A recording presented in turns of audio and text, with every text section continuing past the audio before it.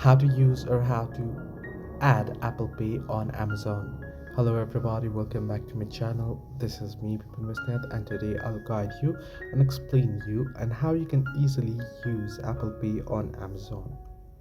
Well, the process itself is actually pretty simple and pretty easy, so let's go through quick and easy with this video.